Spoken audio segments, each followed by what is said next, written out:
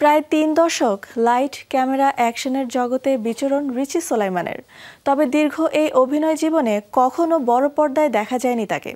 অবশেষে প্রথমবারের মতো বড় পর্দায় আসছেন তিনি। দ্রুতই শুরু করবেন শুটিং। অভিনেত্রী নিজেই নিশ্চিত করেছেন এই খবর। রিচি সোলাইমান টেলিভিশন নাটকের সোনালী দিনের অন্যতম এক অভিনেত্রী। মানসম্পন্ন অনেক কাজে পেয়েছেন দর্শকের ভালোবাসা। তবে একটা সময় কমিয়ে দেন কাজ, পাড়ি জমান প্রবাসে। তাকে আর সেভাবে পাওয়া যায় না পর্দায়। এখনো তার মনে পড়ে আগের দিনগুলো, কেমন ছিল সে সময়। আমাদের সময় ভিউজ ফলোয়ার্স ছিল না। আমাদের সময় আমরা অ্যাক্টিং করতাম, ভালো অ্যাক্টিং করার চেষ্টা করতাম। আমরা টাকার পিছনে কখনো ছুটিনি, ভালো কাজ করার চেষ্টা করেছি, ভালো ডিরেক্টরের কাজ করার চেষ্টা করেছি।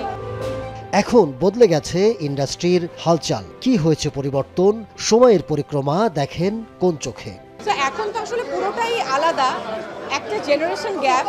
সো আমি মনে করি যে আসলে সবটারই ভালো মন্দ দুটোই আছে। আমাদের সময় অনেক ভালো কিছু ছিল, সেটার সাথে হয়তো কিছু নেগেটিভ ছিল, কিন্তু এখন যা হচ্ছে সেটার সাথে ভালো বলবো, সেটার সাথে অনেক মন্দ কিছু আছে। সো সব কিছুর একটা হেলদি ব্যালেন্স থাকা দরকার, এটা আমি মনে করি। সম্প্রতি একটি অনুষ্ঠানে হাজির হয়েছিলেন রিচি। সেখানে জানান কাজে ফিরছেন তিনি, শুরু করছেন প্রথম সিনেমার কাজও। কিছু কাজ করব আমি, যেহেতু আসলে এখন পর্যন্ত শুটে যাইনি, সে কারণে বলতে চাচ্ছি না। যখন আমি যাব তখন আমি বলবো। রিসেন্টলি আমি একটা ফিল্মে কাজ করতে যাচ্ছি, ডিরেকশন দিচ্ছে রাজীব সালেহীন। বছরের শুরুতে রিচি ইঙ্গিত দিয়েছিলেন সিনেমায় কাজ করার ব্যাপারে। অবশেষে সত্য হচ্ছে সেটাই। চলতি মাসের শেষ দিকে আসবে আনুষ্ঠানিক ঘোষণা।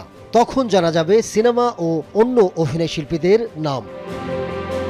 Ahmed Tauquir, showbiz tonight.